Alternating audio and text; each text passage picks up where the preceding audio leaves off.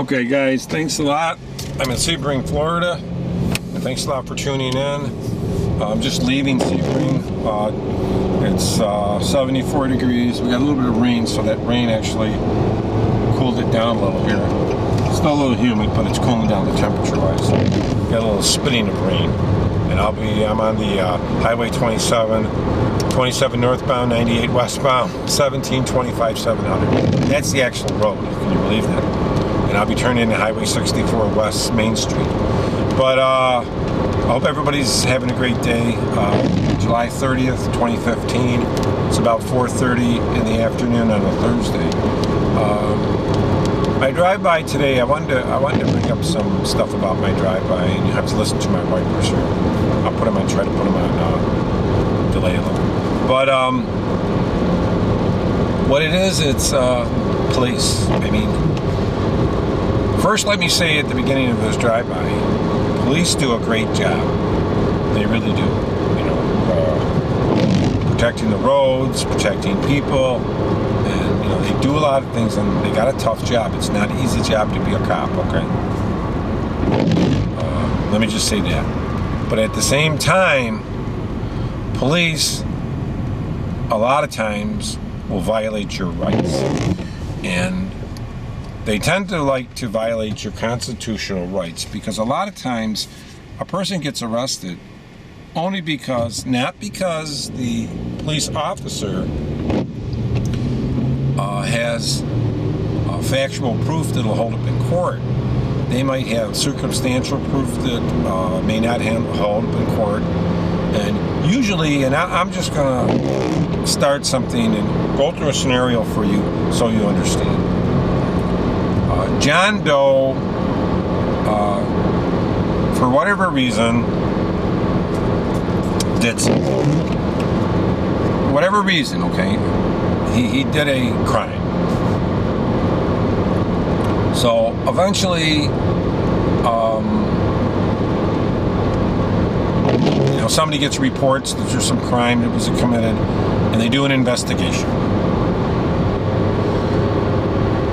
Once an investigation is done by whoever, let's say a company was losing money, or a person said something, or so they start doing an investigation to gather facts. Okay, gather all the facts in the matter, right? And they'll gather facts or pictures or emails or whatever they can legally, in their jurisdiction, for that case they're investigating, check. Okay, let's say somebody's investigating it and they get a certain amount of information, and they kind of got a suspect. They don't really have a confession or really enough proof to arrest this person, okay? But they have a pretty good idea of how it was done, but they can't prove it. If, you know, they have the guy's address and stuff and his name. Usually, be aware of anybody coming to your house taking pictures, okay, or video filming anything in your house. Be careful of that, because that's a sign that somebody could be investigating you, okay? So having a recorder at your house, a doorbell recorder or something, recording that to see if anybody's, or somebody could be just checking it out to rob it, right? So, but people taking pictures or stuff like that, you know, and don't be afraid to go up and ask the person and confront them. You know, why are you taking a picture of my house? What are you doing? So just get that information. So all of a sudden, you know, and this usually occurs on a Saturday or a Sunday, okay? Because during the week, people usually work. You know, John Doe gets a knock on the door. He answers it, or his wife. And he says, "Is this John Doe and so and so?" And you say, "Yeah, okay." And say, you know, who wants to know? This is the police. This is Detective John Brown. And there's usually two people, two detectives that would come to your house, and that's a protective thing. So they both come to your house, and they say, "Mr. John Doe, we have information here that you committed a crime. See this packet of information? This is all the information that we have on the crime. We know how you did it. Why don't you, will you talk to us? Okay, that is the first big mistake, okay? I mean, that should be a red flag when, number one, if a cop comes to your house, you should say, am I being arrested? Do you have a warrant for my arrest? And if the cop says no, then you say you can leave my property. I mean, really, you should be saying that. Because the cop's going to say, I have all this information, I need to talk to you. Now, you're not admitting guilt, but you're already admitting guilt because you want to talk about it. You see my point? But anyway, if a cop's asking you to talk about it, chances are they don't have enough proof to arrest you. Because if they were going to arrest you, they would come to your house and arrest you. Does that make sense, guys? So, John Doe, not knowing, being maybe scared or nervous, or not wanting his family to find out, says, okay, yeah, I'll talk to you. So he sits down, he talks to the cop, and the cop says, you did this, and he says, we have all the proof, we know it. And the cop will usually say, well, I can arrest you right now. And so that scares the guy to think he could be arrested. So a cop is saying, I can arrest you right now, like, I have a warrant. Well, no, I can arrest you now does not mean you have a warrant. So you would think like he has a warrant for your arrest, he's going to arrest you. So you would get nervous, John Doe would get nervous and say, oh yeah, okay, I did it, blah, blah, blah. And then the officer would say, okay, I'm going to record the conversation. And he would record it. And then at the end of recording the conversation, whether he's doing this at your house, where you feel better, or doing it at a police station, right, where you might not feel better, and you give the information out, and he's not arresting you. So I've heard that he doesn't even have to read you your rights, because he's not arresting you, he's just asking you a question. You tell him all this information, he says, okay, I will have an arrest warrant for you in a week or two. You just look at the cop and say, you don't even have an arrest warrant. I've just confessed of a crime that you may or may not have even committed. I mean, this is common police tactics. They've done this in the past where people were not guilty of crimes. The cop would come in and say, I can arrest you now, I got all this information, the witness ID'd you, and the guy would confess on a tape, and they would use that in court and put the guy in jail, and then later on, DNA evidence proved that he didn't do the crime. Everybody acts different under a stressful situation. So the bottom line is you always deny, and if the guy says you want to talk to me, you say, if you want to talk to me about the weather outside, fine. But that's as far as it goes. But the biggest thing is to say, what are you here for? Are you going to arrest me? Well, you better arrest me and take me to jail. You tell that person that, and then get a lawyer. You will always turn out better than if you confess to a cop. Bottom line, do not confess. So let's keep going with the scenario. So the cop gets the information, says, now I'm going to have a warrant for your arrest. And now you have to wait. You're not arrested, but a warrant is, he has to go to a judge and ask a judge, show probable cause, and get a warrant for your arrest. If he gets a warrant for arrest, the police will come down to your house and arrest you, or you could turn yourself in. In the meantime, before that, if you know something's going on, get a bail bondsman, have some money put aside, have some way when you do go, or you do get arrested, and usually phone numbers you can only call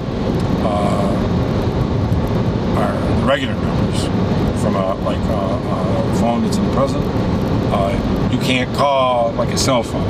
Only something that you can do collect on where somebody would answer. So that's why most of your bail bondsmen have regular, wired phones. But get a bail bondsman just in case you know what you're up against. Go ahead and see if you can get a lawyer. Have it all set up, because if you get arrested, then you can just have somebody contact your bail bondsman, or you can, come and get you out of jail. You have time to get a lawyer and fight the case. I would always recommend, if you're facing serious criminal charges, that you get a good criminal lawyer and you go to trial. It's better to have 12 people on a jury or 6 people on a jury decide your fate than a prosecutor. And this is how it works. The prosecutor wants to arrest you. The defender wants to defend you. So when you go in there, you're having a prosecutor who wants to put you in jail or fine or whatever. And your counsel, your defense lawyer wants to keep you out. So bottom line, it's very important that never, I don't care if you're guilty of it, never. Be like this Walter Matthau had a movie once, and he was a married guy with a wife, he had some kids, and he was cheating on his wife. So one day she gets a private detective, the private detective goes to the hotel, they bust the door down. Walter Matthau's in bed having sex with this girl. They got cameras, they're taking pictures. He stands up, the girl stands up, they all get dressed, they're ignoring everything that everybody's saying. He puts his clothes on, walks out the door, girl walks out the door, wife walks up to him and says, "What's wrong?" That's how you gotta be. So it's tough because the police want to arrest you, they want a conviction, they want to put you in jail. I don't think they give two shits about you, okay? The whole legal system works like this. Arrest, pay money for a lawyer, pay money for bail, pay a fine,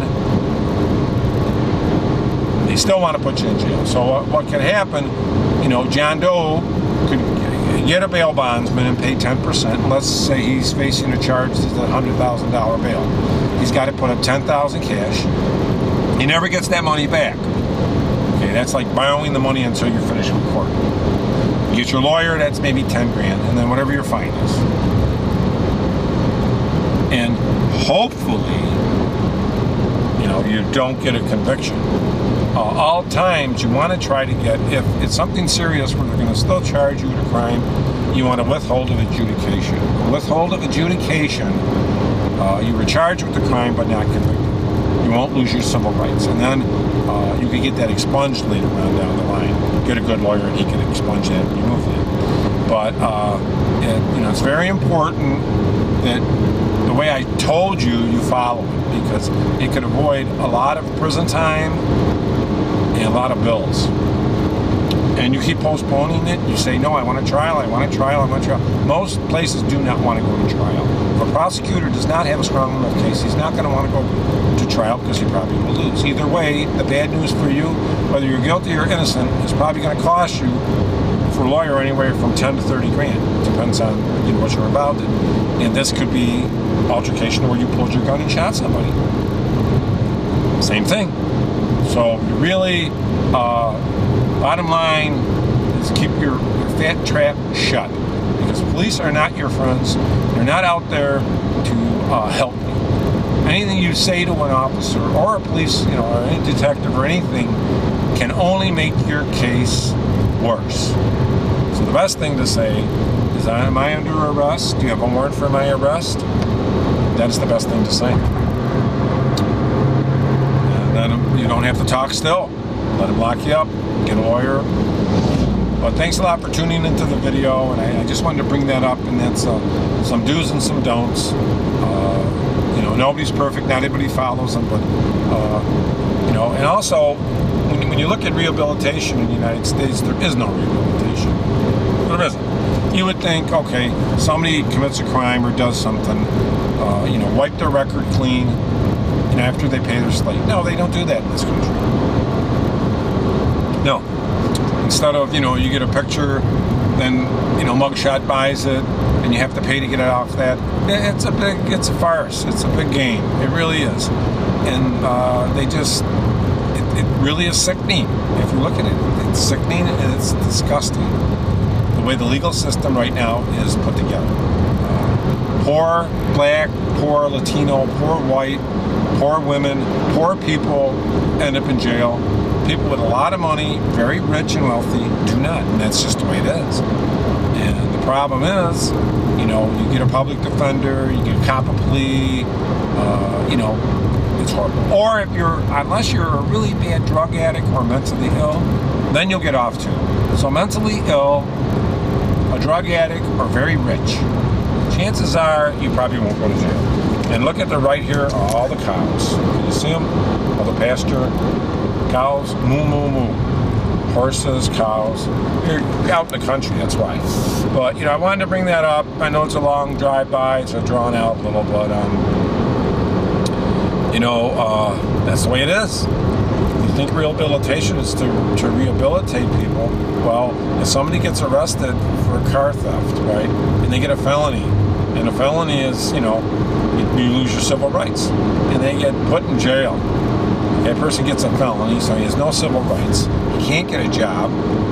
He probably didn't have money to pay for a lawyer, that's why he's in jail, to reduce the fines. And now you put him in there, and you release him out in the world, and he's got a felony, and he can't fucking work. So, how does somebody with a felony work? And I know a lot of people out there will say, well, he should have never done it. Yeah, he shouldn't have done it, but I'll tell you, people in this world, including some of you guys out there, probably do stuff that could be considered a felony every day. Okay. In the state of Florida, a felony is anything over $300. And there's other internet-related and other stuff like that. So you could be walking out the door and get a felony, and they hand them out like candy. So, I know a few of the presidents wanted to do is expunge everybody's records that's got a non-violent felony, so they can work, so they can vote. A lot of people aren't voting today because you can't vote if you got a felony. Okay, so you have no civil rights. And then when you do that to somebody, you just make them more mean. You make them more angry at the system or the world.